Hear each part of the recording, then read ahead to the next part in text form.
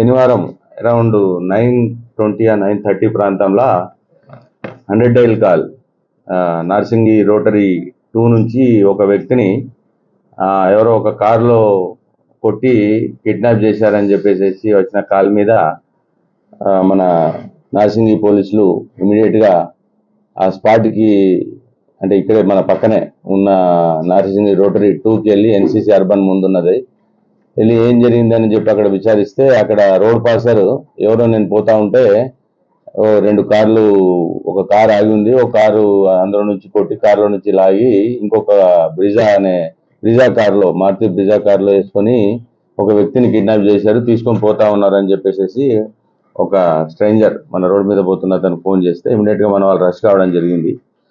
తర్వాత అక్కడ ఆ ఫోను, తర్వాత ఎస్క్రాస్ కార్, అది వైట్ కలరు, ఆ పక్కనే ఆ కారులో కాస్త అంటే రక్తం ఉండడం, ఆ చెప్పులు అలా పడి ఉండడం, ఆ పక్కనే ఫోన్ పడి ఉండడం తోటి ఇమీడియట్గా నార్సింగి ఇన్స్పెక్టర్ గారు స్పాట్కి రీచ్ అయ్యారు.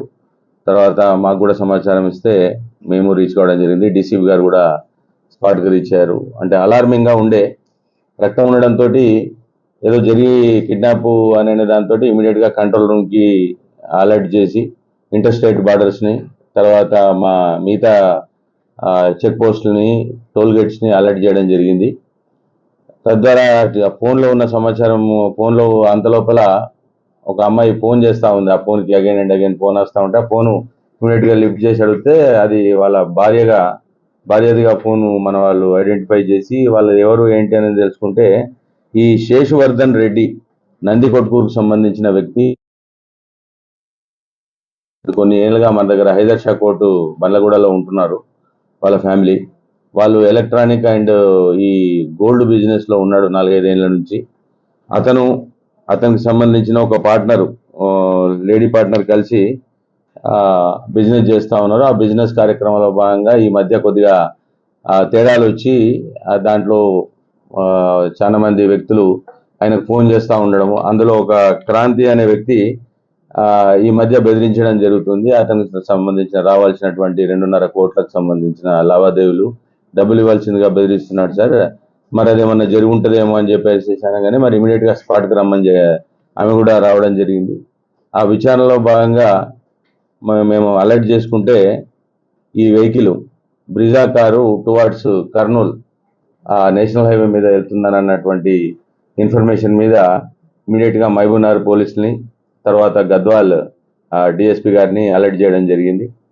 దాని మీద అడ్డాకుల పోలీస్ స్టేషన్ దగ్గరికి అప్పటికే ముందున్న షాద్ నగర్ దాటిపోవడం జరిగింది వెహికల్. అడ్డాకుల పోలీసులు వాళ్ళ దగ్గర ఉన్న టోల్ గేట్ దగ్గర ఉన్న అక్కడ ఉన్న ఎస్ఐ మహబూబ్నగర్ డిఎస్పీ గారు వెంకటేష్ గారు వాళ్ళంతా అలర్ట్ చేస్తే అడ్డాకుల డిఎస్పీ మన అడ్డాకుల ఎస్ఐ గారు ఈ వెహికల్ని ట్రేస్ చేసి అక్కడ రాత్రి 12:30 ఆ ప్రాంతంలో పట్టుకోవడం జరిగింది. ఇమీడియట్గా చూస్తే వాళ్ళు కూడా ఇమీడియట్గా మాకు ఫోన్ చేసి చెప్పారు. ఇక్కడ నుంచి ఇమీడియట్గా మా టీము ఆల్రెడీ ఒకటి ఆన్ ద వేలే నేషనల్ హైవే 44 మీద కర్నూలు సైడ్ ఉంది, అది ఇమీడియట్గా అక్కడికి రష్ కావడం జరిగింది. ఈ క్రాంతి అండ్ సందీప్ అనే 2 వ్యక్తులు ఇతన్ని కిడ్నాప్ చేసి వీళ్ళకి రావాల్సిన డబ్బులు రాకుండా ఉండడము, చాలాసార్లు వీళ్ళు అడిగి వేసారిపోవడంతో ఈ డబ్బులు వసూలు చేసుకునే క్రమంలో ఇతన్ని కిడ్నాప్ చేసినట్టుగా తెలిసింది. తర్వాత వాళ్ళని ఇమీడియట్గా మార్నింగ్ టైమ్స్ వల్ల మనం మళ్ళీ బ్యాక్ నార్సింగి పోలీస్ స్టేషన్కి తీసుకొచ్చి ఇక్కడ విచారణ చేస్తే వీళ్ళు ఎలక్ట్రానిక్స్ అండ్ గోల్డ్ ఫీల్డ్లో ఉన్నారు. ఫస్ట్ మాకు ఏసీలు సార్ 44,000 రూపీస్ ఏసీ మాకు ఆన్లైన్లో చెక్ చేస్తూ ఉంటే 35,000కు సప్లై చేస్తామని అన్నారు. ఒక ఏసీ సప్లై చేయడం జరిగింది. ఆ ఏసీలో పెట్టుకున్న తర్వాత 10,000 లాభం వచ్చింది కదా అని చెప్పేసి ఒక 4 ఏసీలు మళ్ళీ కొన్నాను. ఆ 4 ఏసీలకు కూడా 10,000 అంటే ఒక 40,000 లాభం వచ్చింది. ఆ రకంగా ఏసీల బిజినెస్లో ఇతనితో పాటు నేను అసోసియేట్ అయ్యాను సార్. తర్వాత